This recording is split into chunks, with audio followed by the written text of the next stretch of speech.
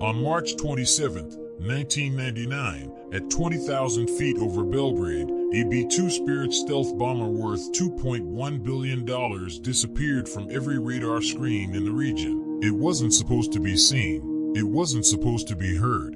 But somewhere, deep inside a Serbian signals bunker, they found it anyway. And for 25 years, the Pentagon made sure nobody asked how. Until now. This is the story of Operation Allied Force and the ghost frequency nobody was supposed to detect. It's a story about the limits of a trillion-dollar stealth program, about signals engineers who found what radar couldn't, and about the moment the U.S. Air Force realized their most prized asset was already compromised. Parts of this were declassified just 3 years ago. Other parts? You won't find them in any official record. Let me show you what really happened. The B-2 Spirit is America's crown jewel, a flying wing, 172 feet across, capable of Mach 0.95, cruising at 50,000 feet, carrying 40,000 pounds of ordnance, and virtually invisible to radar.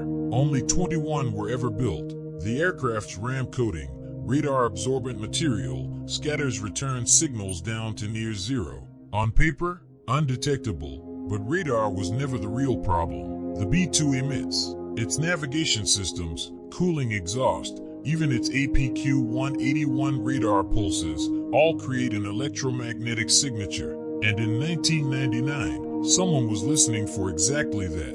Nobody in Washington believed they could point 0210 hours. A B-2 departs Whiteman Air Force Base, Missouri, a 30-hour mission to strike Serbian command infrastructure.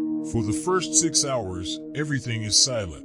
Then, over the Adriatic, Serbian signals operators detect an anomaly. Not a radar return, a frequency leak. Radio traffic recovered later suggests the detection came from a low-band VHF array, the same technology Soviet engineers had theorized about since the 1980s. That same night, an F-117 Nighthawk, also invisible, was shot down 35 miles northwest of Belgrade.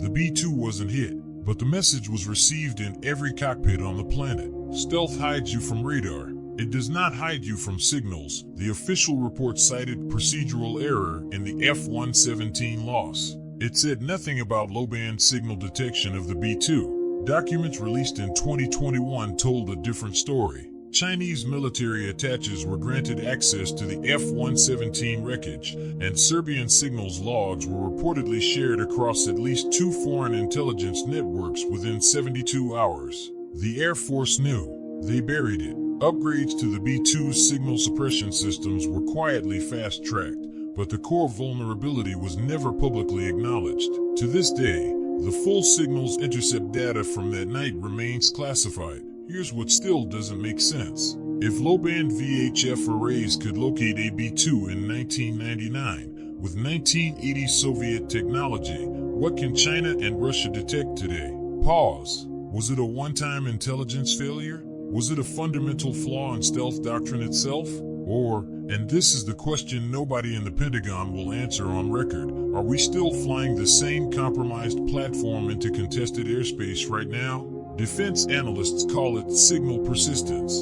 You can shape a plane to defeat radar. You cannot shape away the physics of an operating machine. The B-2 program deserved honesty. The crews flying it deserved to know their risk. And history deserves to remember that the ghost was never quite invisible. There are more stories like this. Stories the Air Force hoped would stay buried. Next week, I'm covering the classified shoot-down protocol that pilots are never officially told about. And trust me, it is darker than this one. Subscribe so you don't miss it.